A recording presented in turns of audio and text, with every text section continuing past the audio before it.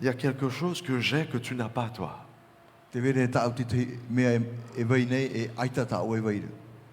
J'aimerais partager ce que j'ai et que tu n'as pas.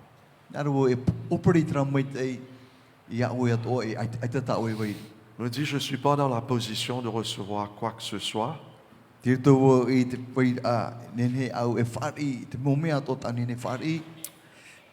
me dit, viens demain peut-être. Je dis, ok. Mais est-ce que je peux prier pour toi? Il me dit, prie pour moi. J'ai prié pour Miho. Après ce que j'ai prié, il me dit, qu'est-ce que tu as à me donner? Je lui ai expliqué que ce que tu traverses dedans, Miho, c'est quelque chose que beaucoup de monde traverse dedans.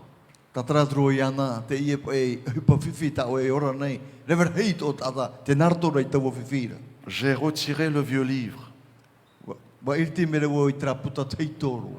J'ai dit, il y a quelque chose dedans que peut-être tu n'as jamais rencontré. Et si tu le rencontres, il va te sauver, il va te libérer. Et j'ai commencé à partager sur l'évangile de Jésus. Il y a ce qu'on appelle les 7 étapes vers la délivrance. J'ai retiré ce livre, je dis, j'aimerais faire ça avec toi et ça va prendre plusieurs jours. Je lui dis qu'à la base de ce livre, c'est Jésus qui sauve. À travers cette rencontre unique et personnelle que nous devrons avoir avec le Seigneur. Et j'ai commencé à présenter l'évangile. Écoute ce qui va se passer maintenant. Je commence à présenter l'évangile. La tête de cet homme est tombée par terre. Un quart de ma présentation, seulement un quart. Je voyais cet homme qui levait sa tête comme ça. Il dit, ah!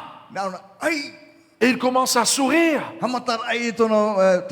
commence à secouer sa tête. Comme s'il a vu quelque chose qu'il n'a jamais vu. Il a compris quelque chose qu'il n'avait jamais compris. Il se met debout. C'était comme si un homme qui était devenu fou. Il me dit, pasteur, j'ai compris. J'ai compris. Tu peux rentrer chez toi maintenant. Je dis quoi? Il me dit, tu peux rentrer, j'ai compris mon problème. Il y avait une pièce manquante dans ma vie. Je n'avais pas compris cette pièce manquante. Il me dit quoi? Il me dit, pasteur, j'ai besoin de Jésus dans mon cœur. J'avais essayé d'être un chrétien, mais sans le Christ.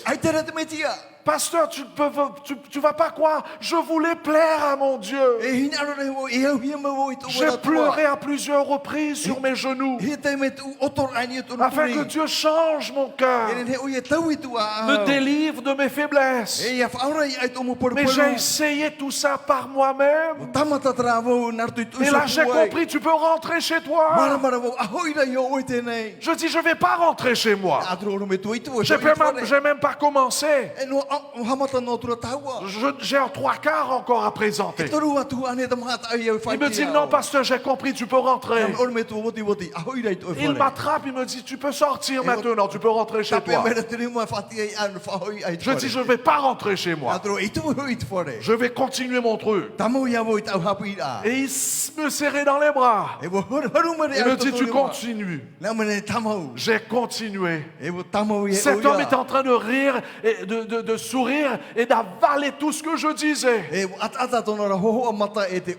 Comme s'il avait découvert le trésor. Il était comme ça tout le temps. Il pleurait. Et finalement, après ce que j'ai terminé, j'ai prié. Je l'ai invité à inviter Jésus dans son cœur. En sortant de la porte, il me dit, pasteur, ça y est, tu n'as pas besoin de venir encore. Je dis, je viens encore demain.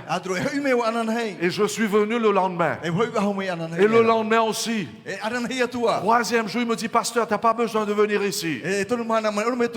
C'est moi qui viens chez toi maintenant. Est-ce qu'on peut dire amen? On a passé 7 jours ensemble. Cet homme a trouvé Jésus-Christ. Et cet homme, je lui ai baptisé. Voilà, il est là, Miho. Est-ce qu'on peut éteindre la lumière, s'il vous plaît? C'est lui, Miho. Miho a expérimenté ce qu'on appelle la conversion. La nouvelle naissance. Jésus est devenu réel pour lui. Oh, mes frères et mes sœurs, vous savez ce qui s'est passé après? 2 semaines plus tard, Miho m'appelle et me dit, pasteur, est-ce que tu peux venir avec moi? Je travaille dans un hôpital. Je cherche des personnes pour venir partager sa foi à mes patients là-bas. Et finalement, Miho a rassemblé des jeunes de l'église, de l'université pour aller visiter ses patients. Qu'est-ce que nous disons? Jésus a transformé son cœur. Il avait un amour énorme pour les gens. Ça vient de se produire ce décembre-là. Non pas seulement il priait avec ces gens et chantait avec ces gens. Miho était devenu leur pasteur. Il pleurait avec ces gens dans leur souffrance. Chaque sabbat, il trouve des différents jeunes pour amener avec lui. Je lui posais la question, je lui dis, mais pourquoi tu changes de gens? Pourquoi tu ne prends pas un seul groupe? Il me dit, pasteur, j'aimerais que toute l'université puisse faire ce que je fais là. Parce que les gens ont besoin de Jésus. Il commençait à avoir des livres de l'université. Ça, c'est notre pasteur qui a écrit ce livre. Et il apporte ses livres, il donne des études, mais aussi bien il donne ses livres aussi. Il dit à ces gens, tu dois lire ces livres-là. Donc, non pas seulement que Miho est en train d'essayer de faire ces gens de devenir des chrétiens, mais aussi bien des adventistes. Voilà, la loi de Dieu. Mes frères et mes sœurs, cet homme avait rencontré son Christ. Il avait découvert ce pièce manquant dans sa vie. Sa vie a été transformée. Juste avant de partir, parce qu'on est vraiment proches ensemble maintenant. Toutes les petites questions qu'il a, il vient me voir pour me demander, parce que vraiment on pose beaucoup de questions dans l'hôpital. Quelquefois je dois aller les visiter parce qu'il y a des questions qu'il ne peut pas traiter. Mais aujourd'hui, Miho a un ministère. Et c'est ça ce qui se passe lorsqu'on devient un disciple. On n'attend pas que le pasteur nous dise va faire ceci, va faire cela, va faire travail missionnaire. Non! J'ai jamais fait mention de ça à Miho. L'amour du Christ nous presse. Notre passage ce matin se trouve dans Matthieu, c'est la parabole de semeur. Je lis en français. Lisons ensemble. Ce même jour, Jésus sortit de la maison et s'assit au bord de la mer. Une grande foule s'étant assemblée auprès de lui, il monta dans une barque et il s'assit. Toute la foule se tenait sur le rivage. Il leur parla en parabole sur beaucoup de choses et il dit, un semeur sortit pour semer.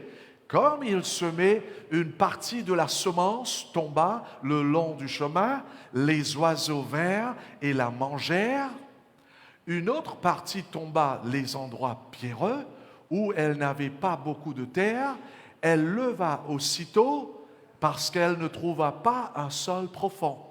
Mais quand le soleil parut, elle fut brûlée et sécha, faute de racines. Une autre partie tomba parmi les épines montèrent et l'étouffèrent. Une grande partie tomba dans la bonne terre, elle donna du fruit, un grain 100, une autre 60, une autre 30, que celui qui a des oreilles pour entendre, entend. Le titre du sermon de ce matin est ceci. La pièce manquante. Prions le Seigneur.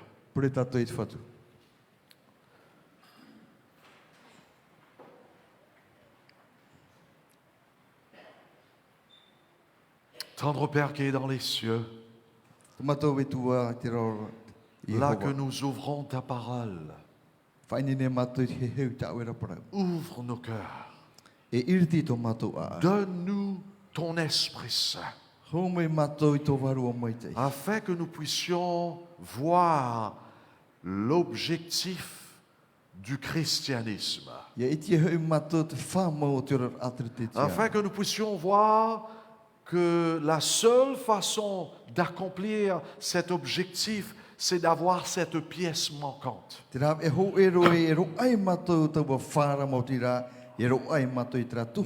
avons besoin de ton Esprit Saint afin de discerner cette pièce manquante et de sentir notre besoin de cette pièce manquante. Oh Seigneur, que nous soyons tous des disciples ce matin,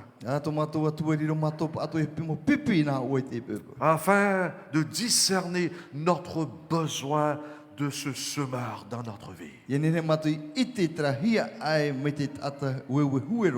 Fais-nous grâce afin que nous puissions rencontrer ce semeur ce matin même et rentrer chez nous avec le semeur dans le cœur, dans notre cœur. Bénis ce pauvre pécheur qui prêche en ton nom. Sanctifie son cœur et ses lèvres, afin que ne ce sera pas lui, mais Christ en lui qui parlera. Au nom de Jésus, nous prions. Amen. Amen. Mais bien aimés, j'aimerais ce matin que vous remarquiez qu'il y avait plusieurs personnages dans cette parabole. Est-ce que vous avez remarqué cela? La parole de Dieu, nous venons de lire, il y avait la grande foule, il y avait le semeur, il y avait les oiseaux, le sol le long du chemin.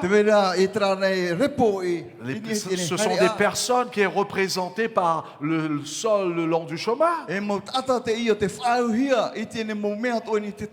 Tout ça sont des personnages. Le sol pierreux, le sol épineux, le bon sol, et puis la Bible nous fait mention de disciples.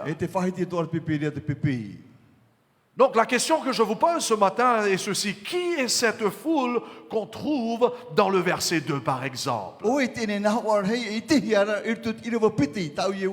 On a déjà parlé là-dessus. Le bon sol représente ces disciples-là. Mais qui est le semeur? Que représente l'oiseau qui est venu afin de prendre ces semences-là? Que représente le sol le long du chemin? Ces chrétiens, comme on a vu, ces croyants, comme on a vu, qui est représenté par le sol pierreux. Donc, lorsque vous regardez attentivement sur l'écran, qu'est-ce qui ressort pour vous dans cela? Qu'est-ce qui est au cœur de tous ces personnages-là?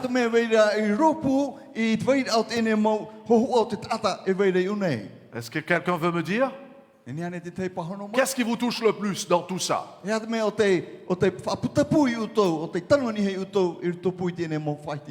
Est-ce que c'est l'oiseau, la foule, ou bien le disciple? Qui? Hein? C'est le semeur. Mes chers bien-aimés, au centre de cette parabole, c'est le semeur. Ce n'est pas le travail que le disciple fait qui est le plus important. Afin de produire des fruits. C'est ce que le semeur fait dans la vie du disciple qui compte. Très souvent, c'est ça ce qui se passe au sein de l'Église. Nous portons attention surtout sur ces choses, ces quantités de choses que nous devrons faire étant que chrétiens. Au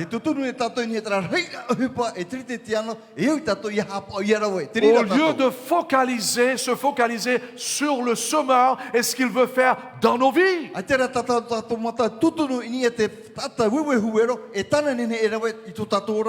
Alors, qui est ce semeur, mes frères et mes sœurs? Est-ce que c'est le pasteur qui sème? L'évangéliste? L'ancien? Qui est ce semeur-là? C'est Jésus qui est le semeur. Remarquons bien ce que la Bible dit, cette parabole-là nous dit. Un semeur sorti pour semer. Mes frères et mes sœurs, il faut comprendre le contexte de ce que Jésus racontait ici. Selon l'époque de Jésus, les fermiers habitaient dans la ville, tandis que la ferme était dans la campagne. Donc il fallait que le fermier se lève tôt le matin et il sortit de la ville pour aller semer dans la campagne où se trouvaient les fermes.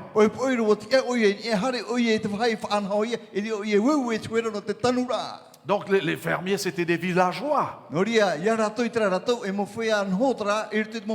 Car ils ne vivaient pas à la ferme. Vous savez pourquoi ils ne vivaient pas à la ferme? Parce que la ferme était des endroits dangereux.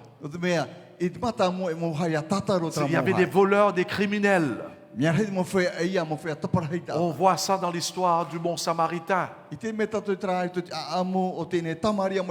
L'homme a été battu vraiment dans l'endroit pareil. Alors, dans la ville ou le village, il y avait la sécurité. Les gens sont protégés dans la ville, dans le village. Et donc le fermier était bien protégé dans le village, mais tôt le matin, il se réveille pour aller dans la campagne où se trouvait la ferme. En d'autres mots, ici, c'est une belle image de Jésus lui-même, le semeur.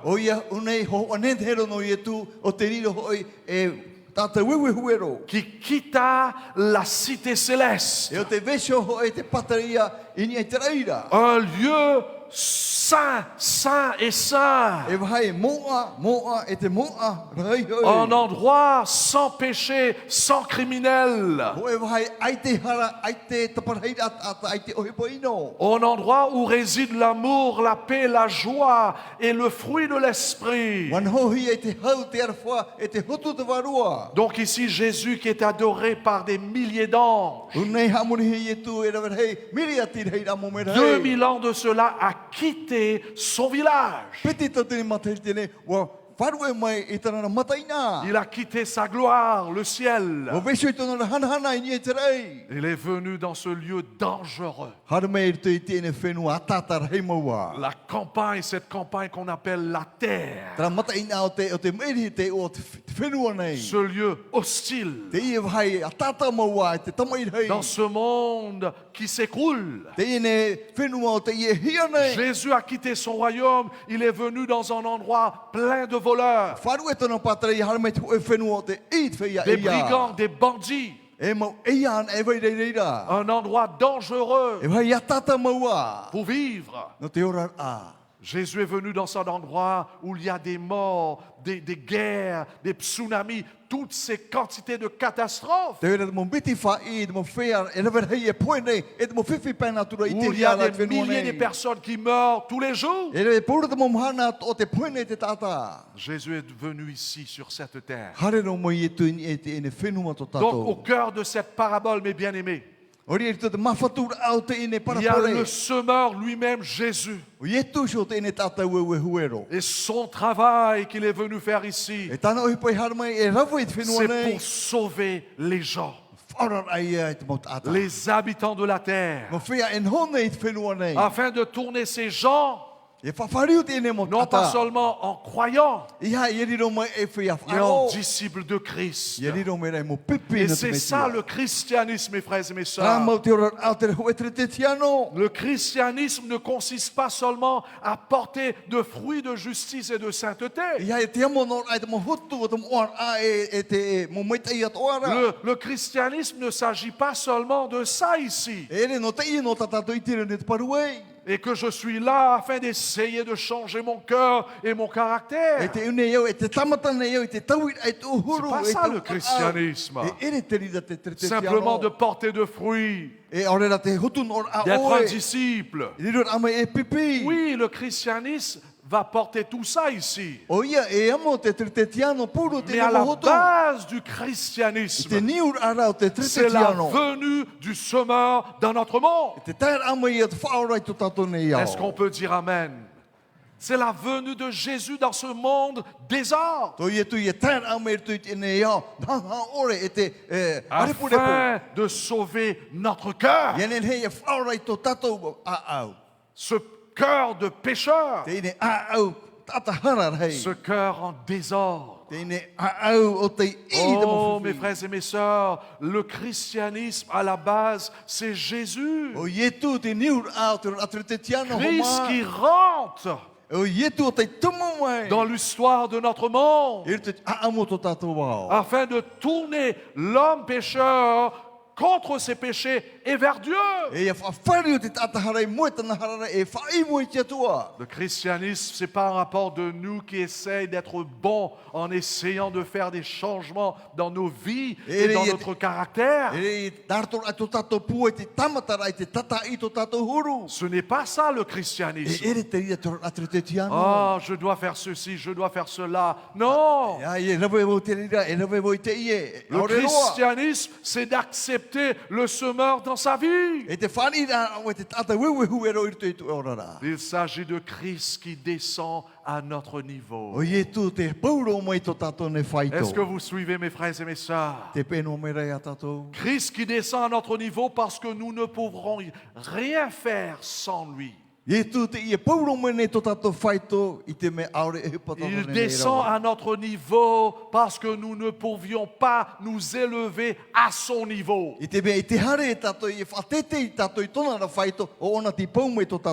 Jésus qui descend et il devient un homme comme nous.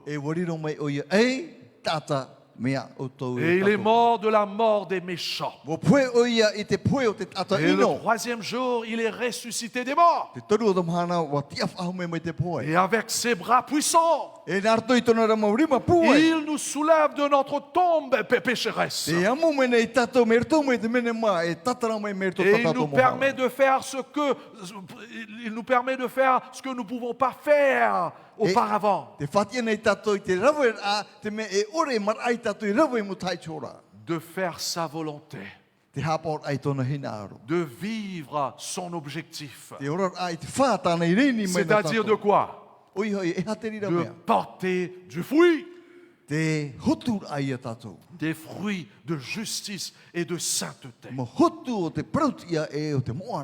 Il est venu afin de relever l'homme de la chute de ses péchés et de le mettre là en haut où maintenant nous pouvons faire sa volonté. Et de refléter le caractère de son Père. De refléter cet amour qui est en Dieu. Cette joie qui est en Dieu. Cette paix profonde. Jésus est descendu dans notre désordre. Afin de nous ramener vers le Père. Pour que nous puissions vivre sa vie. C'est pour cela ce semeur est descendu. Afin qu'il puisse rentrer dans notre vie. Dans notre cœur. Pour sauver ce cœur pécheur. Et pour changer ce cœur pécheur. Pour rentrer dans ces 2 tiers. Afin de rectifier le problème de notre iceberg. Descendu sur notre terre 2000 ans de cela, afin de ramener notre cœur vers lui et de mettre de l'ordre dans ces cœurs-là. Si tu as un cœur pierreux, Jésus peut changer ce cœur. Si tu as un cœur qui est rempli des épines, Jésus est venu pour rentrer dans ces cœurs pour enlever ces épines. Malheureusement, il y a beaucoup de gens au sein de l'église qui sont comme Miho. On a essayé d'enlever les épines nous-mêmes. On a essayé de ramollir le cœur pierreux afin que ça devienne tendre. C'est une impossibilité, mes chers frères et sœurs. C'est impossible de changer ce cœur méchant. Car l'homme a été affecté tellement par le péché. Donc c'est pour cela que Jésus est venu, pour mettre de l'ordre dans le cœur pécheur de l'homme, afin que de retour nous puissions porter du fruit et que nous puissions vivre pour la gloire de Dieu. Est-ce qu'on peut dire Amen? Est-ce que nous vivons pour la gloire de Dieu ce matin? Est-ce que nos conversations révèlent la gloire de Dieu? Ou bien nous aimons passer du temps à critiquer des gens, trouver des défauts dans leur caractère? Jésus est venu afin de mettre de l'ordre dans nos conversations, dans nos cerveaux. Est-ce que nous avons l'habitude de glorifier Dieu dans nos cerveaux? À travers ces pensées pures, pensées pures sur les uns les autres, même sur ceux qui nous ont quittés. Je pense du bien pour ces gens, malgré qu'ils ne sont pas au milieu de nous. Est-ce que j'ai cette habitude-là? D'avoir des pensées pures même à nos ennemis qui font du mal à nous. Jésus est venu mettre l'ordre dans nos cœurs. Non pas dans nos actions seulement. Tout d'abord dans nos cœurs, afin que nous puissions avoir un cœur pur. C'est ça le christianisme. Jésus est sorti de son royaume. Il est venu dans ce monde pour faire un travail dans nos cœurs. Est-ce qu'on peut dire amen? C'est pas un travail superficiel, ça. Le travail de Dieu, c'est un travail solennel dans le cœur. C'est un travail sacré. Donc c'est pour cela la venue de Jésus, ce n'est pas quelque chose qu'on devrait traiter à la légère. Il est sorti de son royaume. Il s'est sacrifié afin de changer nos cœurs. Et c'est ça l'évangile. Et c'est ça ce que j'ai expliqué à Miho. Et c'est là qu'il a fait « Oh !» Comme s'il y avait une lumière qui flashait dans son cœur. Et le puzzle est venu ensemble. Car Miho était en train d'essayer d'être un chrétien mais sans le Christ. Et c'est pas ça notre histoire. Veihao, tu étais en train de me raconter ton histoire. Tu luttais pour essayer d'obéir à Dieu. Tu avais ce vouloir-là. Mais comment le faire, tu ne savais pas. C'était mon histoire, pareil. Je me rappelle ce jour-là, je suis rentré dans ma chambre. J'étais frustré de la vie. J'ai essayé d'être un bon chrétien. Je suis allé même voir mon prédicateur. Je lui dis, pasteur, je pleure le soir parce que je veux faire la volonté de Dieu. Mais j'avais ces mauvaises pensées-là. Je faisais ces mauvais actes dans le cachet, dans le noir. Il me dit, tu sais pourquoi tu ne fais pas bien dans ta vie? Parce que tu n'essayes pas assez. Jean-Noël, tu ne mets pas assez d'efforts, il me dit. Et vous savez qu'est-ce que j'ai fait? Je suis rentré chez moi. J'ai essayé encore plus afin d'être un chrétien. Et je tombais au plus profond encore. Pourquoi? À cause de ces deux tiers-là. Nous, on aime porter l'attention ici. On aime se vanter à cause de ces choses ici. On aime publier nos bonnes œuvres. Tandis que le cœur est pourri. Et voilà, j'ai essayé de faire ce qui est bien. Mais Jean-Noël, tu ne peux pas faire ce qui est bien parce que ton cœur est déjà pourri. Et finalement, vous savez qu'est-ce que j'ai fait? Il y avait une file électrique dans ma chambre. Le socket, tu connais le socket, était cassé. Et mon père avait mis un tape autour du fil. Il m'avait dit, ne t'en fais pas, je vais réparer ça plus tard. Et finalement, moi j'ai dit, ça sert à rien. Le christianisme, ça sert à rien. Et j'ai enlevé le tape. Je ne sais pas à quelle puissance votre électricité ici. 220. Seychelles, c'est 240. Et les gens se suicident à travers ça. Et finalement, je me suis dit, ça y est, je termine. Je ne peux plus vivre. Mais j'ai attrapé ce truc-là. Et vous savez ce qui s'est passé. Au lieu que je meure, il y avait une panne d'électrique, boum, dans la maison. Et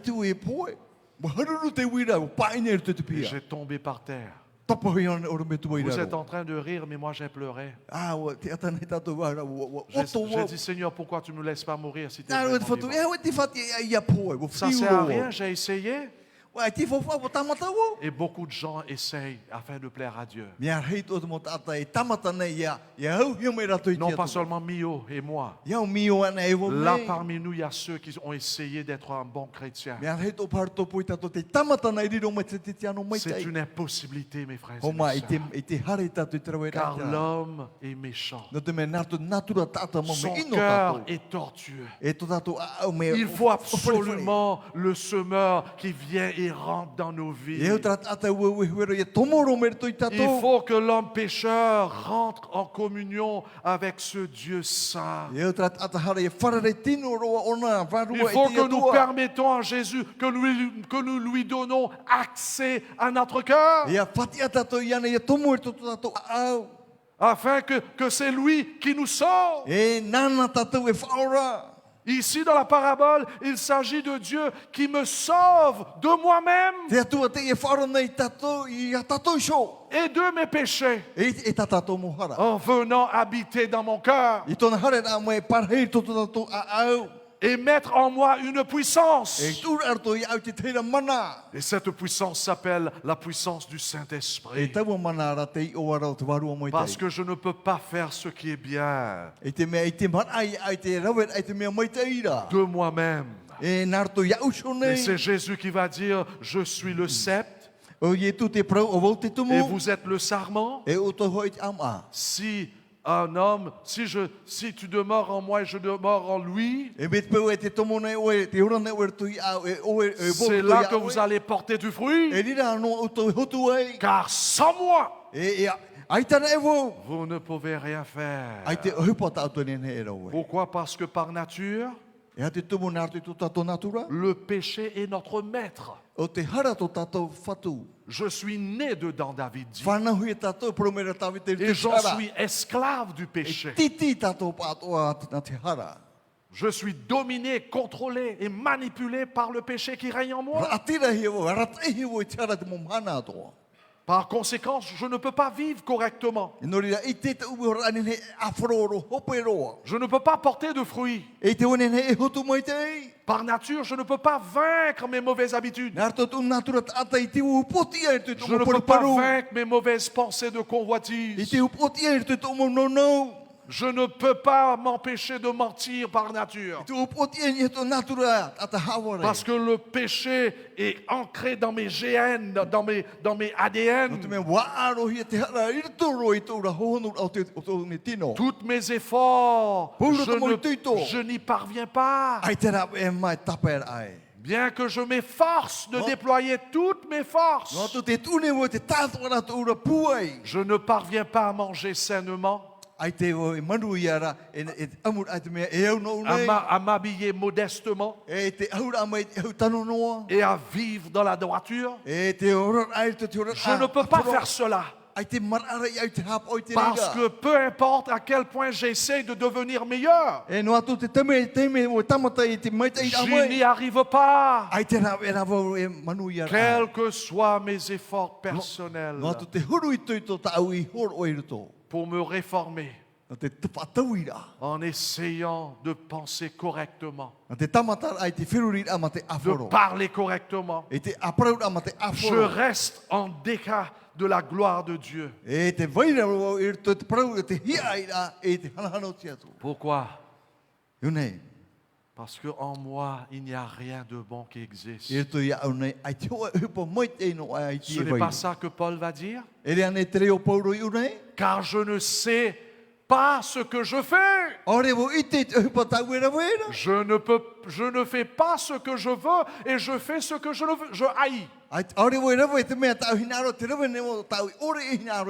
Et maintenant, ce n'est plus moi qui le fais.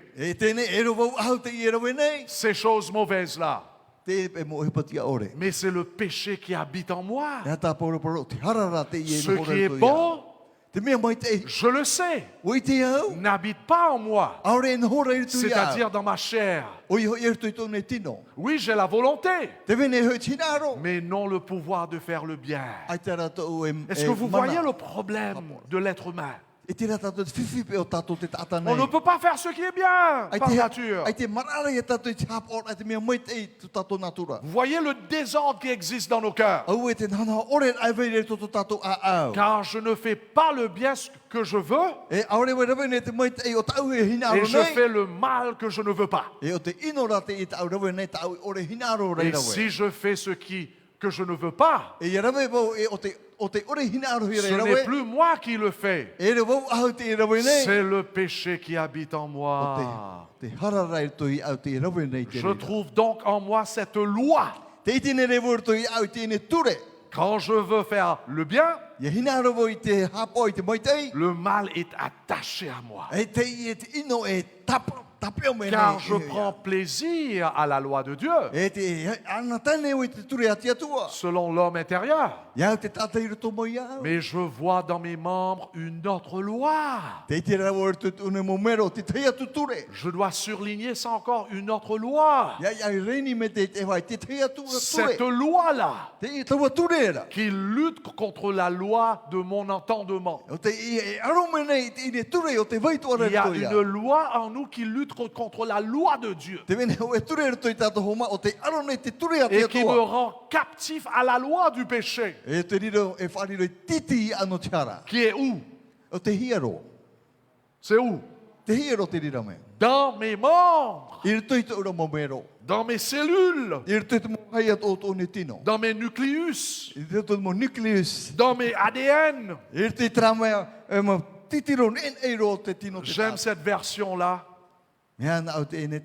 J'ai découvert ce principe de vie. L'homme pécheur a un principe de vie. Que quand je veux faire ce qui est bon, je fais inévitablement le mal. J'aime la loi de Dieu de tout mon cœur. Mais il y a un autre pouvoir en moi qui est en guerre avec mon esprit. Ce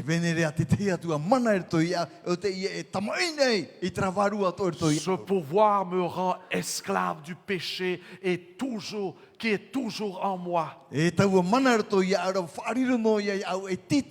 frères et mes sœurs, j'espère que nous comprenons ce que la Bible nous dit. C'est une impossibilité de vivre la vie d'un disciple.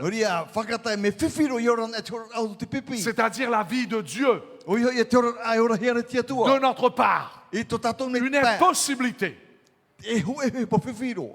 On a besoin de Jésus. On a besoin d'une force hors de nous. Et c'est ça ce que la Bible nous dit. Qu'à cause du péché et du pouvoir du péché, contrôle notre vie.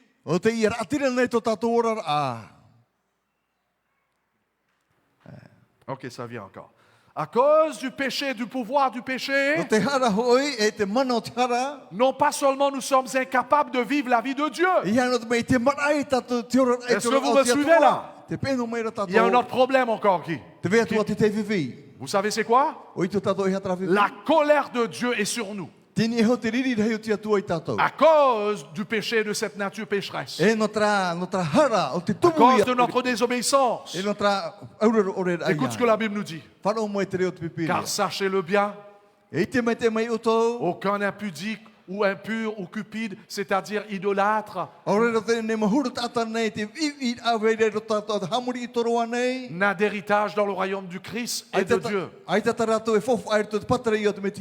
Que personne ne vous séduise par de vains discours, car c'est à cause de ces choses que la colère de Dieu vient sur les fils de la rébellion. Et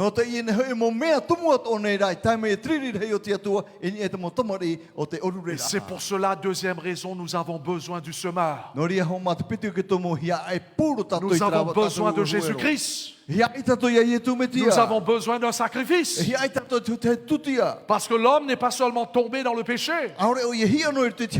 mais l'homme est condamné par ses péchés. Si le Christ n'est pas présentement dans votre cœur, bien que vous venez à l'église, bien que vous faites des actes religieux, vos péchés vous condamnent. Nous sommes tous sous la condamnation à moins que le Christ rentre en nous. C'est pour cela que le Christ est aussi venu pour porter la colère de Dieu sur lui. Et c'est ça ce qui s'est passé à la croix. Il y avait un transfert à la croix.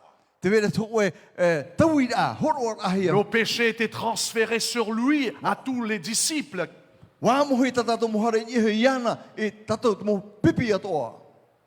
Et sa justice était transférée sur nous. Et c'est pour cela le salut n'est pas par les œuvres de la loi, mais c'est par la grâce de Jésus.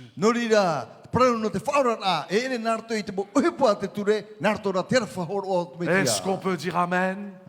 On a besoin de ce Jésus dans nos vies. Oh,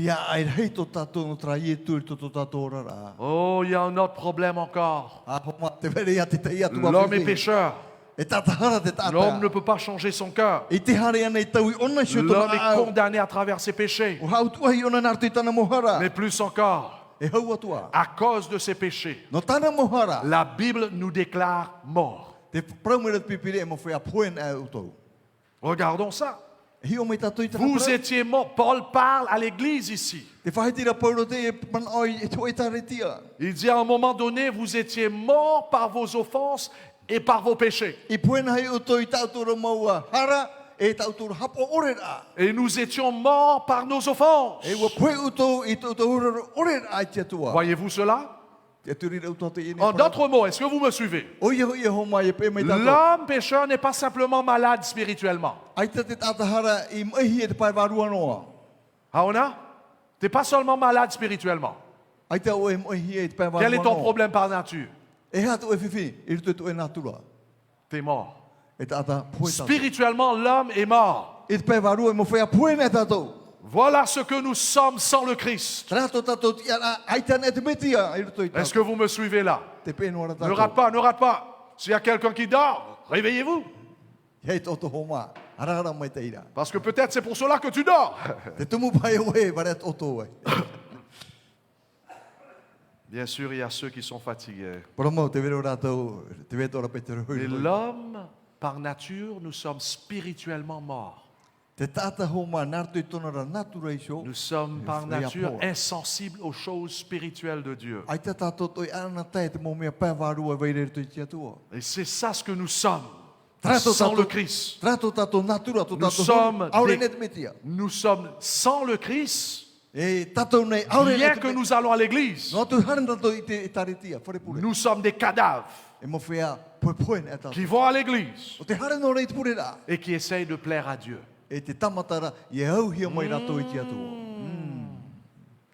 En essayant de porter le fruit,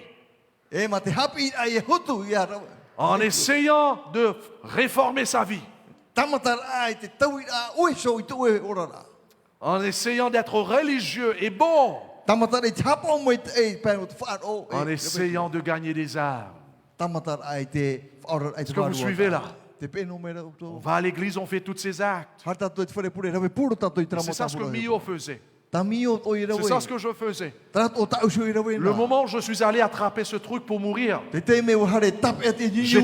j'étais déjà baptisé.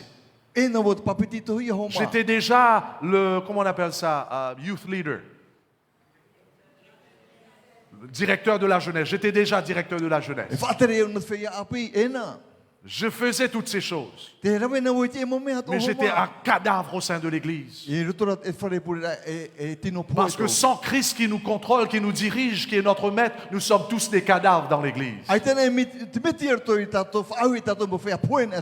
voilà, nous sommes là, allons faire des travaux missionnaires, pasteur. Des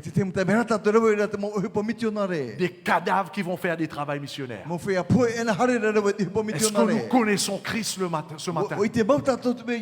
Est-ce que Christ est vivant pour nous ce matin? Est-ce que j'ai une relation avec le Christ? Est-ce que je vis pour sa gloire? Ou bien je vis encore pour ma gloire? C'est pour cela que je me sens que je dois chanter dans la chorale. Et je me fâche si on ne me met pas dans la chorale. Vous savez pourquoi? Parce que vous êtes un cadavre. C'est pour cela que vous faites ça. Vous êtes mort spirituellement. Lorsqu'on est vivant en Christ, on ne se bat pas pour être dans la chorale, ou bien pour prêcher, ou bien pour être un ancien. Nos églises sont remplies des cadavres. Et voilà, nous sommes en train de chanter, nous marchons vers le ciel. Des cadavres qui marchent vers le ciel. Ce n'est pas biblique, mes frères et mes sœurs. Oh, mes bien-aimés, de dire à une personne non sauvée de vivre dans la droiture et de porter du fruit, c'est comme si on est en train de mettre de la peinture et du fard à la paupière et de maquillage sur un cadavre. J'espère que vous comprenez ce que je suis en train de vous dire. De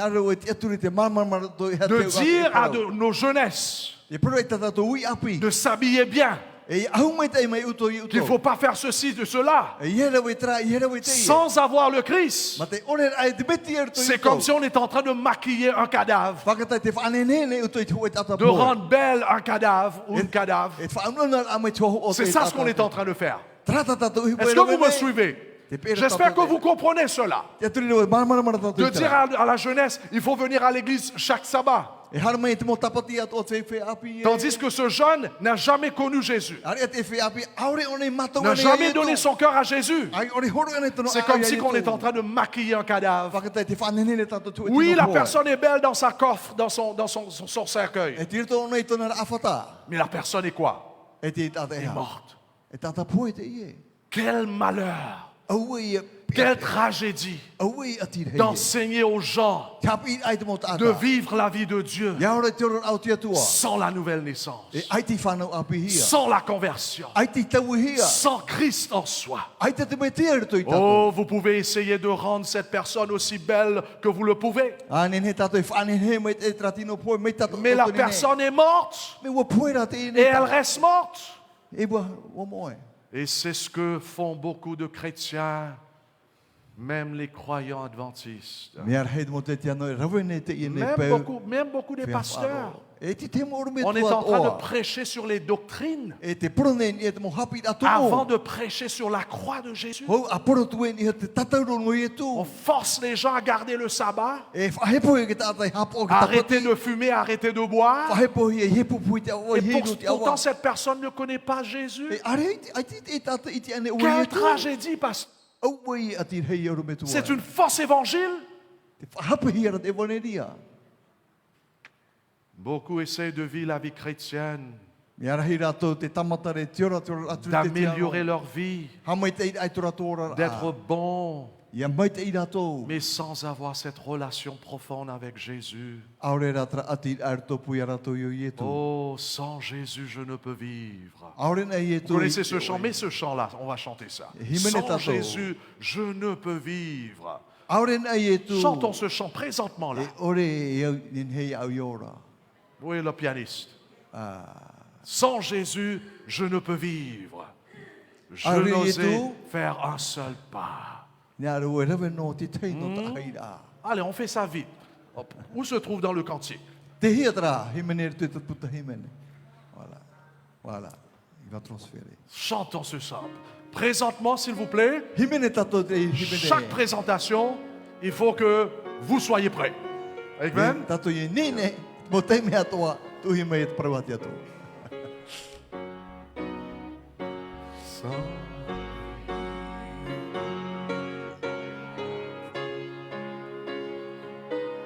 C'est pas ça.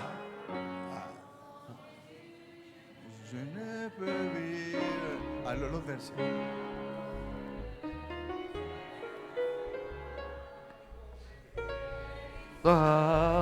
Que je veux suivre pour lui seul, vivre ici-bas et cœur n'a rien à craindre, puisque tu me conduiras. Je te suis sans me plaindre, en m'appuyant sur ton bras. Ton amour et ta promesse remplissent mon cœur de foi. Si je ne suis que faiblesse, je ne peux être fort en toi, et mon cœur n'a rien à craindre, puisque tu me conduiras. Je te suivre sans me craindre, en m'appuyant sur ton bras. Mettons à l'arrière, retournons dans ce verset avant. S'il vous plaît. Regarde ça, ton amour et ta promesse remplissent mon cœur de foi. C'est ça un disciple. C'est pas simplement je chante, mais c'est réel. Mon Jésus remplit mon cœur de foi. Je vis cette expérience-là. Vous savez à quand est-ce que les chrétiens mentent le plus? Lorsqu'on chante ces cantiques-là, on ment le plus. Parce que trop souvent on chante des chants que ça ne passe pas dans ma vie. Les croyants sont des menteurs. Ah oui, on est des menteurs. Parce qu'un disciple, lorsqu'il chante, son cœur qui chante, sa vie qui chante, parce qu'il vit cela. Est-ce qu'on peut dire Amen? Retournons dans le sermon. Parce que mes frères et mes sœurs, merci beaucoup. Mes frères et mes sœurs, lorsqu'on est en train d'essayer d'enseigner les gens à vivre une vie pieuse, mais sans avoir cette relation, est-ce qu'on peut mettre le sermon? Oui. Lorsque nous sommes en train de faire tout ça, mais sans vraiment amener cette personne à rencontrer son Christ, à connaître le Christ, à se naître de nouveau. C'est ceci ce qu'on est en train de faire. Donc, est-ce que nous avons tous une relation avec Dieu? Car la première chose que nous tous nous avons besoin, étant que disciples, d'inviter Jésus à rentrer dans le cœur ce matin. Ce n'est pas premièrement la réforme que nous avons besoin. Notre conscience devait être réveillée ce matin au sujet de notre besoin de Christ dans nos vies. Quelle différence! D'abord, le Christ doit entrer dans nos vies et dans nos cœurs et nous rendre vivants. Est-ce qu'on peut dire Amen? Parce qu'un homme mort ne peut pas obéir à Dieu. Et c'est ça ce qu'on a fait pendant plusieurs années pour beaucoup. Dieu, tout d'abord, doit sauver notre cœur de nos péchés, de notre moi, et nous donner un cœur nouveau. Et il doit insuffler en nous ce souffle de vie de la part de son Esprit Saint. Alors, et seulement alors, nous pourrons commencer à porter de fruits pour le salut. Est-ce qu'on peut dire Amen? Ah, j'aime l'Évangile. Il y a beaucoup de gens qui aiment la doctrine sur le sabbat. Dieu soit loué, c'est une doctrine extraordinaire.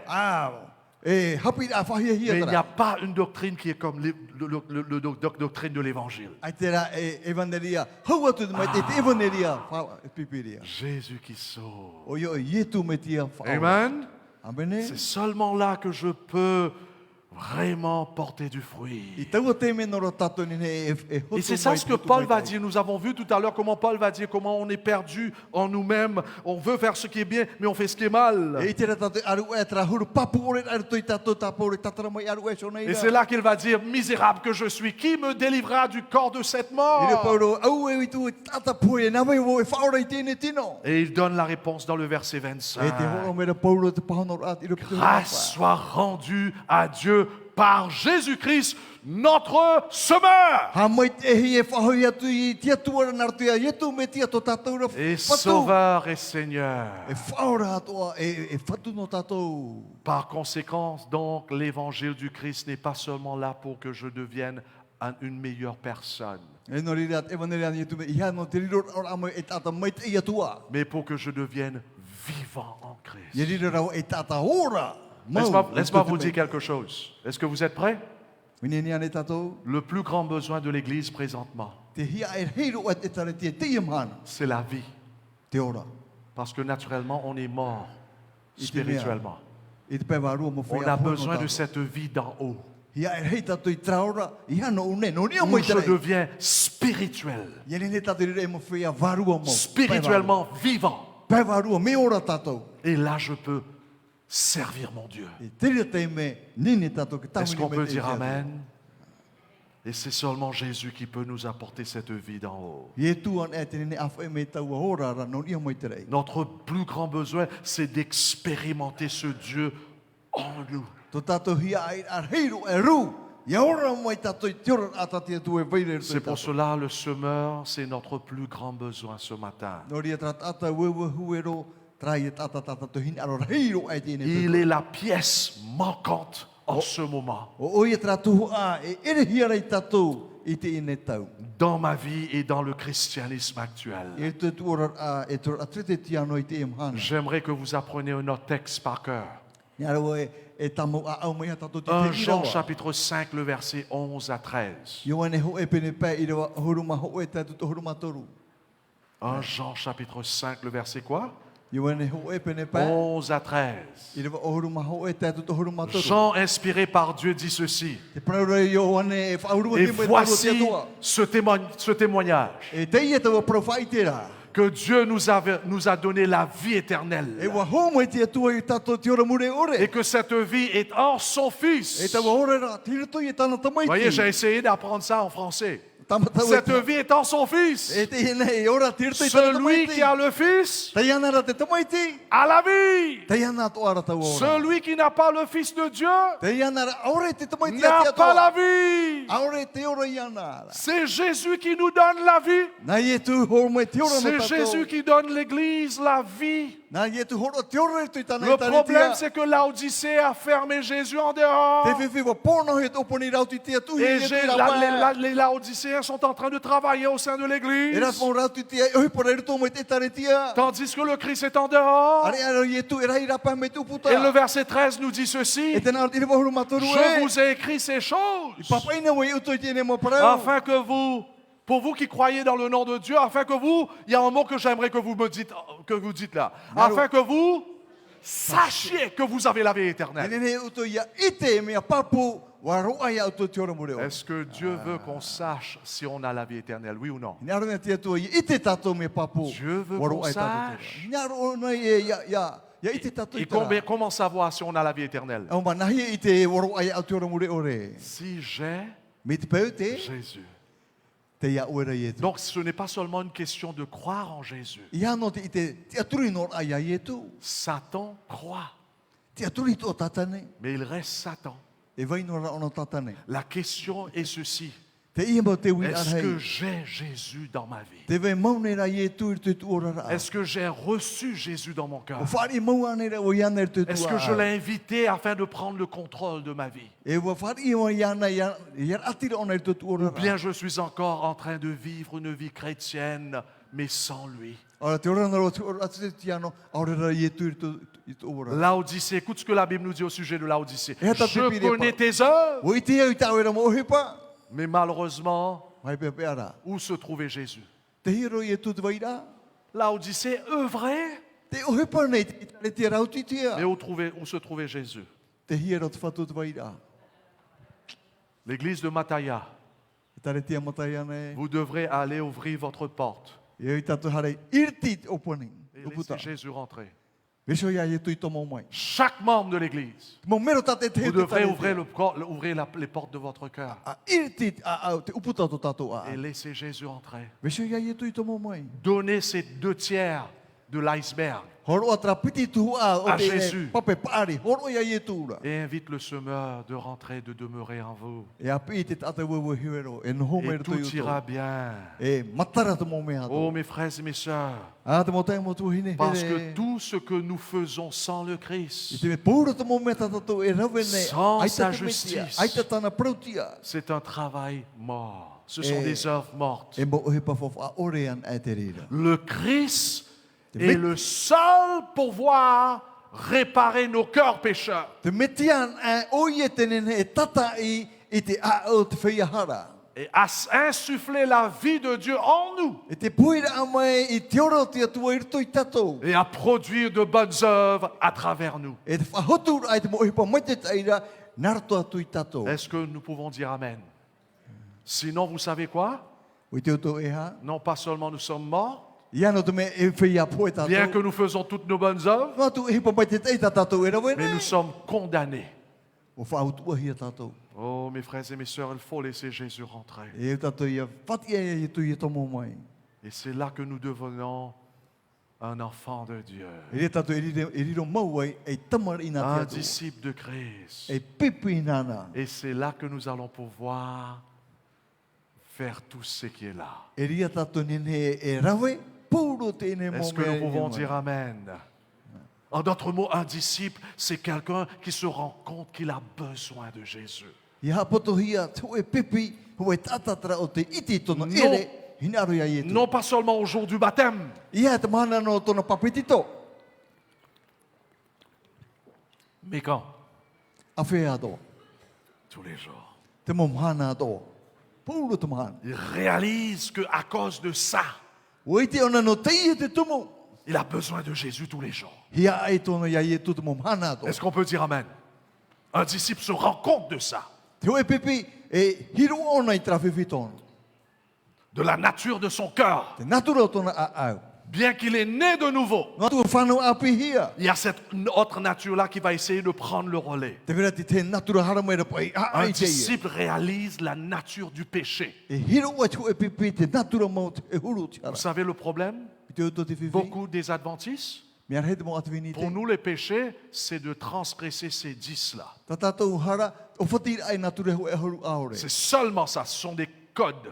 Te rira no pa e mo kod no pa e parohia. Donc si je garde le sabbat, tic. E hapo tapo te mai te. Si j'aime mes parents, tic. E o here o tome tua tapa. Si je ne commets pas l'adultère physiquement, tic. Me te ai te o whaaturi te patino e Si je ne tue pas quelqu'un, tic. Ai te o te pare tapa. Et je suis correct. E o te aforo o. Vous pouvez garder toutes ces actions, ces œuvres de la loi, Ne ne tato hapo te tato au te ne mo ture. et pourtant être mort spirituellement. E o poeno ra o te pa waru. Un disciple, il réalise la nature du péché, Tu e pipi hiru o ona te natura mo o te hara. que la loi de Dieu, les 10 commandements, E te ture ate atua, ature hoi auru aure. traitent non pas seulement nos actes, E whahiti no iano te prono tatato mo mais ils ohipa. traitent ce qui est à l'intérieur du cœur de E ra l'homme. pautora ona te mea mau e veire tu te La loi de Dieu pointe le doigt sur nos motifs Te de ture faire ate les atua choses, e tutunu me tona rima. E ni e te whai whiwhi nos hiara. sentiments, E te mo mea veire tu te nos émotions. Te mo mea e ratere tu te La loi de Dieu nous dit que tu es pécheur à l'intérieur et à l'extérieur. Proumera te ture ate atua e tatahara o e rapa e roto toa. Et tu as besoin de Jésus. E hia ai o ia i e tu. Tu Tu as besoin de sa justice. Ia e o e tāna ra protia. Non pas tes œuvres, tu as besoin de son œuvre en toi. Ia e tāu e hipa i tāna ra o hipa i tu ia o e. Est-ce que vous suivez là, mes frères et mes sœurs? Te pēnu mera tātou. Qui sommes-nous ce matin? O e maune tātou te Est-ce que hipa. nous sommes des disciples E mo pipi ane tātou. qui réalisent son besoin de Jésus? O te hiro a tātou hina aro ia i tu. Ou bien nous sommes des croyants? O re mo whea whaar o no tātou. C'est ça le problème. Te o nei te whiwhi. Beaucoup, c'est ça le problème. No, e rewera hei, te ia te Ils whiwhi. dépendent sur le moi, Wa tutunu hia ini e te whau. sur ses efforts, Ini e tona mo i tuito. sur les œuvres Ini e te mo ohepa. pour être un enfant de Dieu. I te riro ra mo i tamar ina te atu. Est-ce que nous saisissons, mes frères et mes sœurs? Te marama me te ina tātou i te ina hapu i ra. S'il y a encore des personnes qui n'ont pas saisi ce que Jésus a fait pour nous, Me te te vere ati te pe ati ore ia marama te hupa pai tai e tu i rawe no laisse-moi tātou. terminer avec cette histoire. Fatia me a ia oponi nā tu i te ine a amo. Un jour, il y avait un père qui marchait avec son petit-fils. Te hahare ne tu e me tua. S'il vous plaît, ne rate pas cela, ce message, Ia cette tātou, histoire. ia tātou e mairi te ine a amo. Peut-être ça va nous aider à comprendre l'ampleur de l'incarnation de Jésus. E taturu trai tātou te marama ai tu i tu e riro a mai ai tāta. Donc voilà le grand-père qui marchait avec son petit-fils et ils sont arrivés à un endroit où les gens étaient en train de faire des travaux. Te ia te me tua paari tana mo tu hahare re tupu ti te mo tāta te rewe ra te hupa. Et nous pouvons aller en bas, mon frère. Oui. Et voilà, lorsqu'ils étaient en train, ils sont arrivés sur l'endroit où les gens faisaient le travaux. E te vere te mo whea e rewe ra te hupa i tra te me. Il y avait beaucoup de fourmis qui étaient là devant eux. E mea rei te ro, e ne no ra nga raro. Et le garçon, il dit, papa, regarde, grand-père, regarde tout ça, c'est pas beau ça? Promera te mo tu ahina te moro. O e te whahia hi e te moro. Lorsqu'il était en train de contempler tous ces fourmis, et tout d'un coup, il y avait un grand bulldozer qui venait. E tra te me te mate te ira te tere au te moro. Era te aro te pua Et le grand-père disait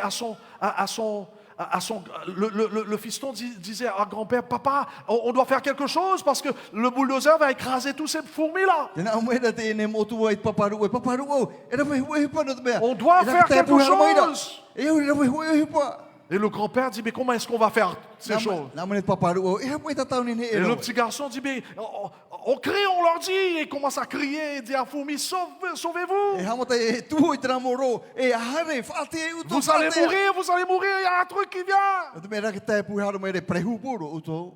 Le papa Paparu o. disait au fils, mais il ne comprend pas. Ai te ona e mara. Ce sont des fourmis. E moro no te ia te ra tu mara. Ils ne sont pas comme nous. E ra tu mea tau Ils e ne nous entendent pas. Ai te ra tu wharo Ils ne mai. voient pas. Ai te mata i te mai. C'est des fourmis. E moro i Le petit te. gars commençait à pleurer. Papa, ils vont mourir. Hamata mo tu e tai ia tra moro e poe.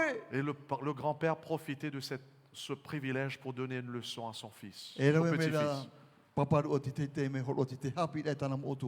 Il dit, mon fils, tu sais quoi? Tau mo tu o ito e ha. 2000 ans de cela, c'est ça ce que Dieu a vu avec l'humanité. A piti tau tēnei matahiti tēnei trata mato tia tu Dieu tēnei amato regardait tēnei sur o. l'humanité. Te hio nora tia tua i nei Il o. voit des gens qui sont écrasés par le Te péché. itira tu te hei au te tata prehihi e Toutes tā. sortes de péchés. Mo huru harato. Et Dieu voulait faire quelque chose pour Nia eux. aro tia tu e rawe ti te panorato. Jésus d'ailleurs va crier. E nari e huro mai e tu i tratei me. Il va dire, Père, qu'est-ce qu'on doit faire? Qu'est-ce qu'on fait pour sauver ces gens-là? E tau me tua e hapo e tau nin he rawe no rato.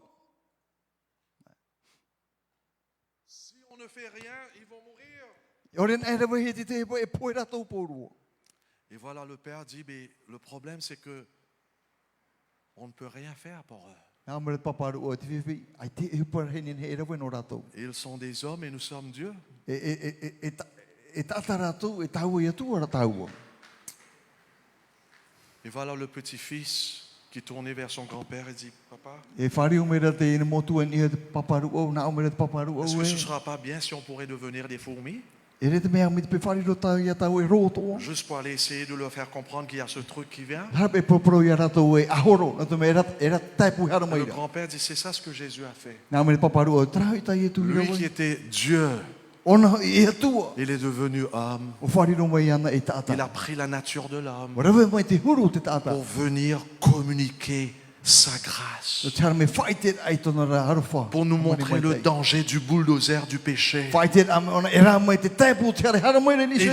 cela à la croix, que le péché tue. Le péché détruit, mes frères et mes sœurs. Jésus est venu pour nous montrer la gravité de ces 2/3 que nous vivons avec tous les jours en pensant que c'est OK. Il est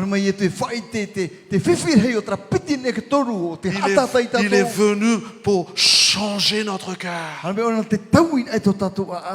Et pour faire cela, il devrait devenir un homme. Est-ce que nous réalisons ce que Jésus a fait en laissant son royaume pour venir ici? C'est pas comme si quelqu'un qui quitte Papeete pour aller en Australie, ça. C'est pas ça, ça. Ou bien quelqu'un qui vit dans un endroit riche et finalement il va vivre parmi les mendiants. C'est pas même comme ça, ça. Ça, c'est rien du tout, ça. C'est Dieu qui devient l'homme. Il s'est abaissé, humilié, et qui va prendre la chair de l'homme, qui va souffrir. Il va souffrir la souffrance que les hommes ont besoin de surmonter. Et vous savez, mes frères et mes sœurs, c'est ce jour-là que Jésus va dire à son Père, je suis prêt à faire cela. Je suis prêt à descendre. Jésus pleura sur ce monde pourri. Il dit, s'il le faut, je vais prendre leur place. Et vous savez, ce vendredi après-midi, Jésus va faire ce que personne n'a pu faire. À la croix, il va prendre les péchés, non pas seulement des croyants, mais il va prendre les péchés surtout des disciples. Ceux qui vont renoncer à ces 2/3, à cette nature pécheresse et sa puissance, et qui vont accepter Jésus et cette nouvelle nature qui va être démontrée par le fruit de l'Esprit. Jésus va payer les dettes de nos péchés.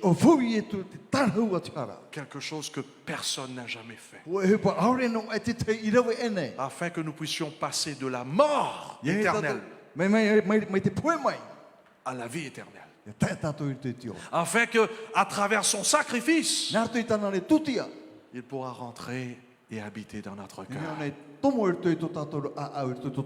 Et de mettre de l'ordre dans ce cœur. Et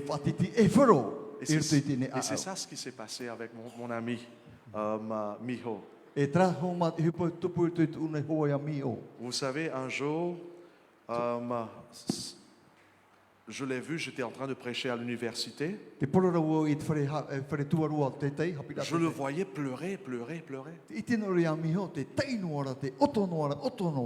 Et j'ai su qu'il y avait un problème. Il avait déjà rencontré Jésus. Hein, il était déjà en train de chanter de tout ça avec ses patients-là. Et lorsque je suis allé dehors, je lui ai parlé. J'ai dit, Mio, pourquoi tu pleurais dans l'église? Et je n'ai pas réalisé, il était en train encore de pleurer. J'ai eu la chance, Ambroise, de prendre une photo de Mio lorsqu'il pleurait.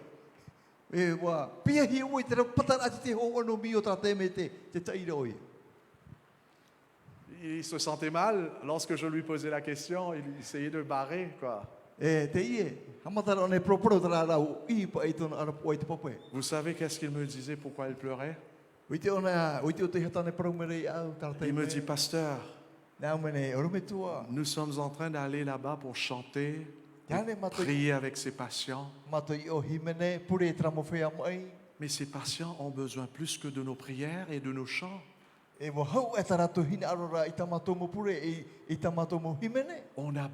besoin de leur dire, de prêcher l'évangile à eux. Vous savez, parce qu'à cette époque-là, ils n'avaient pas encore donné des études bibliques. Il dit, c'est bien de chanter avec les gens. C'est bien de prier avec les gens. Mais ces gens ont besoin de entendre et comprendre l'évangile. Parce qu'ils sont encore dans leur péché. Il dit, c'est pour cela que je pleurais. Parce que si je ne leur dis pas, ils vont mourir dans leur péché. C'est pour cela que je pleure. Je veux absolument voir toutes mes patients dans le ciel lorsque Jésus revient. J'ai commencé à pleurer avec lui. C'est ça ce qui se passe lorsque Jésus rentre dans nos cœurs. De porter du fruit, c'est de porter la pensée de Jésus. Nous allons commencer à souffrir et pleurer pour le salut de ces personnes. Est-ce que nous tous qui sommes là, nous avons rencontré Jésus? Est-ce que nous avons donné notre cœur et de notre vie à Jésus? Est-ce que nous avons une relation avec le semeur? Ou bien nous sommes en train de vivre simplement d'essayer de faire ce qui est bien? Au nom de Jésus, je vous ordonne d'arrêter toutes ces choses. Arrête, cesse de maquiller votre corps avec vos bonnes œuvres. Cesse de faire cela. Viens devant et de chercher la vie de Dieu en vous. En recevant le Christ dans vos vies. Voilà, c'est ça ce que Mio va dire. Pasteur, il y a un travail sérieux que je dois faire, qui doit être fait sur mon lieu de travail avec la patience.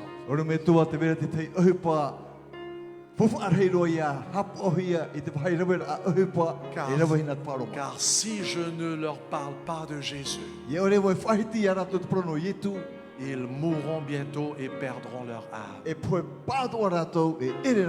qu'il y a quelqu'un qui veut dire, pasteur, j'ai besoin de la prière ce matin. J'ai besoin que Jésus rentre dans ma vie. J'ai besoin de vomir ces 2 tiers. J'ai besoin d'être touché par l'évangile du Christ. Et comme Miho commençait à pleurer, non pas, comme je vous ai dit, parce que quelqu'un m'a blessé, mais de pleurer à cause de ces 2 tiers-là. Parce que j'ai blessé le cœur de mon Jésus. Est-ce que c'est ça votre désir? Si c'est le cas, vous voulez se mettre debout ce matin? S'il vous plaît, ne se met pas debout parce que les autres se mettent debout. Sinon, vous serez comme des cadavres qui se mettent debout. C'est tout.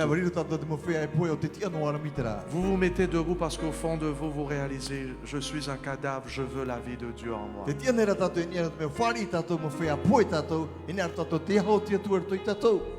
Est-ce que c'est ça votre désir? Et de dire, Seigneur, je ne veux plus continuer à vivre à double. Je veux que l'iceberg en entier t'appartienne. Est-ce qu'il y a peut-être ceux qui n'ont jamais reçu Jésus dans sa vie? De dire, Jésus, rentre en moi. Peut-être vous avez cru en Jésus, mais de l'inviter. Il y a un autre texte que vous devrez apprendre par cœur. Jean le verset 1er et du verset 12. À celui qui l'ont reçu, il a donné pouvoir de devenir enfant de Dieu. Vous devrez recevoir Jésus. Pas simplement de croire en lui. Il faut qu'il rentre dans votre vie. Et s'il y a quelqu'un qui n'a jamais dit à Jésus, rentre dans mon cœur. Est-ce qu'il y a une ou deux qui n'a jamais fait ça? Est-ce que nous tous nous avons reçu Jésus dans nos vies? Ou bien il y a une personne qui veut dire, moi j'aimerais recevoir Jésus présentement. En renonçant à ma vie passée. S'il y a des invités qui n'ont jamais reçu Jésus, en abandonnant leur vie passée, vous voulez vous mettre debout. Parce que vous êtes un cadavre ou une cadavre sans Jésus. Vous voulez rentrer chez vous avec le Christ dans vos vies. Peut-être vous êtes un adventiste, mais vous voulez vous mettre debout. Parce que vous étiez des cadavres qui se maquillaient, essayant de faire ce qui est bien à travers vos propres efforts, au lieu à travers le Christ qui habite en vous. Vous voulez dire, Jésus, prends mon cœur. Maintenant, il y a ceux qui ont déjà reçu Jésus dans votre vie. Vous avez déjà goûté l'amour de Dieu, mais vous avez perdu cet amour-là. Perdu votre premier amour.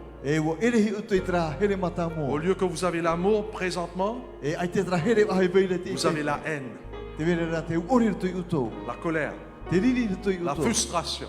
Vous voulez dire, Jésus, prends mes frustrations, prends ma colère, prends ma haine, prends le péché, viens dans mon cœur.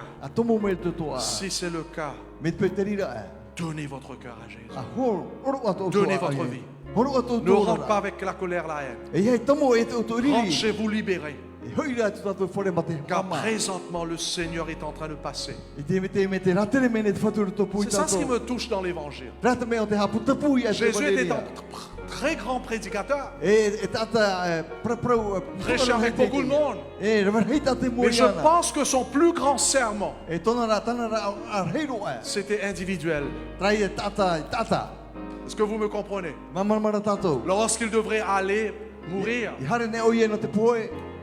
à Jérusalem, il y avait un homme qui criait. Vous appelez ça un aveugle. Et Jésus va arrêter. Et Jésus va aller vers cette personne. C'était ça son plus grand sermon. Il avait le temps, tout le temps, pour le plus grand pécheur. Il pouvait dire, je dois aller mourir. Mais il entendait ce cri. Et il a arrêté. Qu'est-ce que veux-tu que je fasse pour toi? C'est ça le plus grand sermon de Jésus. Et ce matin, Jésus veut stopper dans ta vie. Il veut faire des prodiges dans ta vie. Il n'est pas aussi pressé. Et Jésus a fait ça avec les autres personnes aussi. Il a arrêté la femme qui coulait du sang. Jésus était occupé avec la foule. Et voilà, il y a une femme qui l'a touché. Et Jésus tourna, qui m'a touché. Jésus stoppa pour administrer aux besoins de cette femme. Présentement, Jésus veut stopper dans votre vie. Peut-être vous avez essayé de faire ce qui est bien. Vous avez lutté d'arrêter de faire ceci, cela. Cesse de faire cela. Tournez vers Jésus, dit Seigneur, prends soin de mon cœur. Je veux démarrer une nouvelle vie. D'ailleurs, s'il y a ceux, je répète encore, vous voulez démarrer une nouvelle vie? Ce sabbat, nous aurons un baptême. Pour ceux qui n'ont jamais été baptisés, donnez votre vie à Jésus. Viens nous voir. S'il y a les membres Mit pet vera pat mo mero Vous wa êtes nei. en train de peinturer votre cadavre Te fa hen ora tato tato tino poe. en essayant de vivre une vie pieuse mais sans Jésus. Ma te tamatara ai te a hap o mai ai te ra Et à yitu. cause de ça, il y a toutes ces pourritures dedans. Et La tout- haine, la colère, la jalousie, le péché. Rai mo i pa e apere to i tato Je vai vous no ara. conseille de rentrer dans l'eau à nouveau. E te fa tu to i tomo a te popoe. Fa api. Consacrez votre vie pour le ciel. Api a to ano te no te ai. Cette semaine, le semeur est en train de passer ici. Te à i ene Matane. hope to matra ata wu huero e ratere me Et wu il y a wu plusieurs qui sont venus me voir, Ya rei rato te me fora ia une. même les membres de l'église. That atu ya o te momero te tareti ya. Préparez-vous pour ce sabbat. Faine ne ya to te tapati. Mais n'attends pas le sabbat. Yeti e tapati. Jésus veut nous donner la vie, sa vie, aujourd'hui même. Naro ye tu i horua te a hoa mana i te ora no oe. Et si c'est dans ton plan pour que tu acceptes Jésus, E met petir to i ta oe. Anhor ai far ia ye tu. prions le Seigneur. E pure tato i te fatu. Mettons-nous à genoux Tu mai to tato muturi raro. et prions le Seigneur. Pure tato i te atu.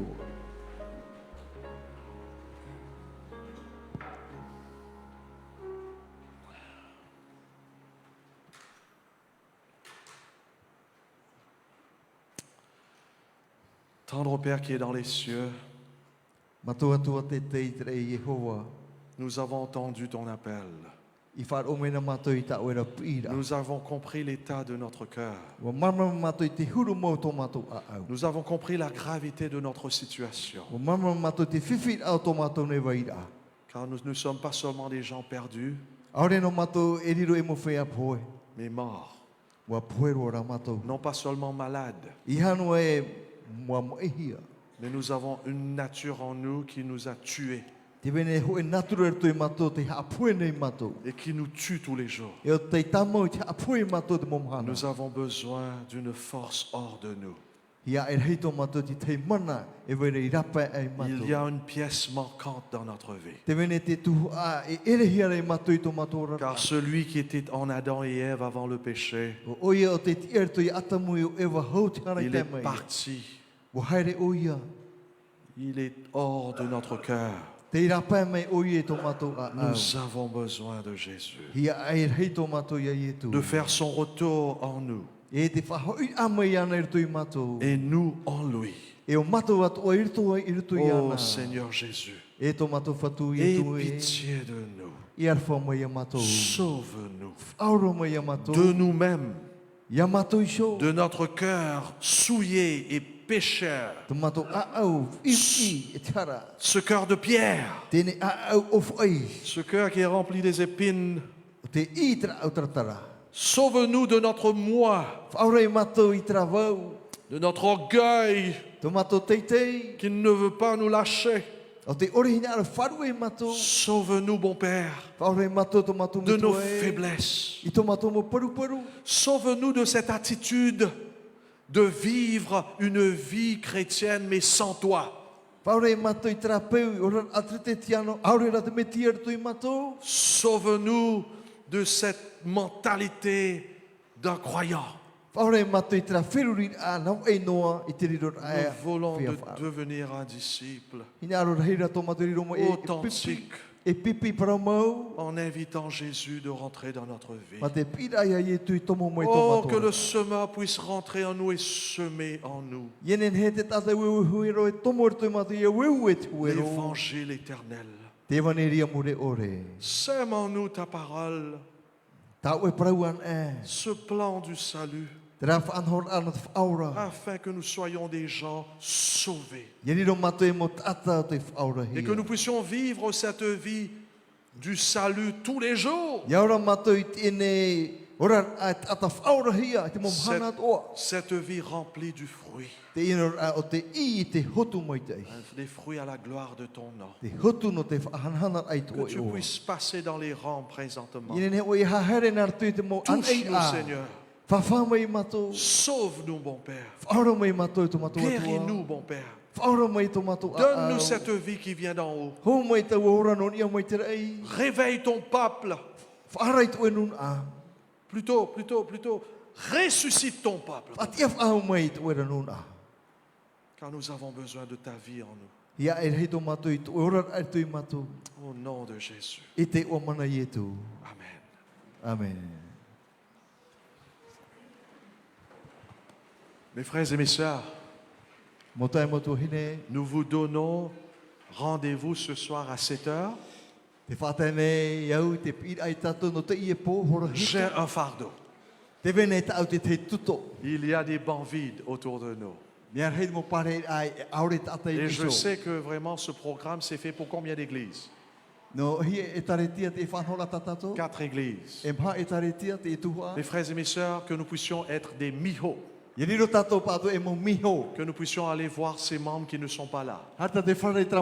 Téléphoner ces membres qui sont pas là. Invite-les pour ce soir. Le message de ce soir, c'est le message de votre vie. Et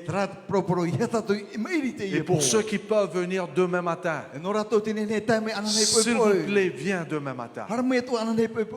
On va continuer le message, surtout du vendredi soir. Vous ne voulez pas rater cela. Mais ce soir, que l'église soit remplie. Cherche même les invités. Invite-les. Dieu veut sauver les gens. Comme Miho a dit, car si je ne leur parle pas de Jésus, ils mourront bientôt et perdront leur âme. Votre pasteur m'avait dit lorsque j'étais en Amérique, nous aimerons faire ce programme surtout pour l'église parce que l'église a besoin du réveil. Et il m'a aussi dit, pasteur, s'il te plaît, si c'est possible que tu peux arranger tes sermons afin de toucher les gens du dehors, fais cela aussi.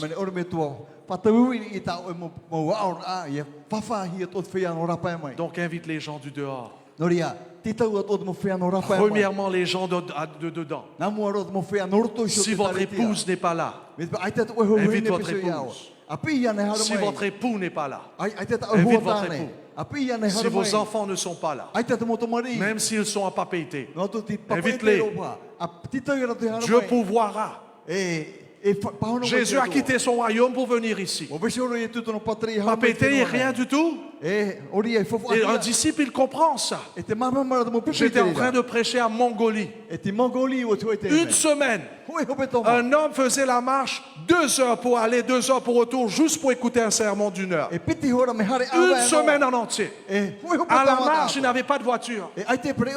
Ça, c'est un disciple, ça. 4 heures de marche pour entendre un sermon d'1 heure. C'est ça ce qui se passe lorsque le Saint-Esprit travaille en nous.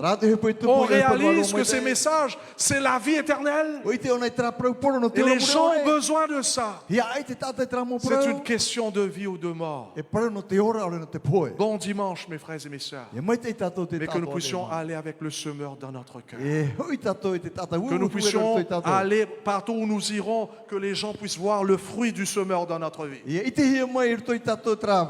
Que nous puissions vivre ce dimanche pour la gloire de ce semeur. Non pas pour notre gloire. Lorsque nous allons manger et boire, glorifions Dieu. Si on va jouer le foot ou le volleyball, glorifie Dieu. Si vous n'allez pas glorifier Dieu dans vos foot et vos volleyball, ne va pas jouer. C'est un péché. Si vous allez manger des repas qui ne sont pas à la gloire de Dieu, ne mange pas. Vis pour la gloire de Dieu. C'est ça d'être un disciple. Que Dieu vous bénisse. Je vous aime tous.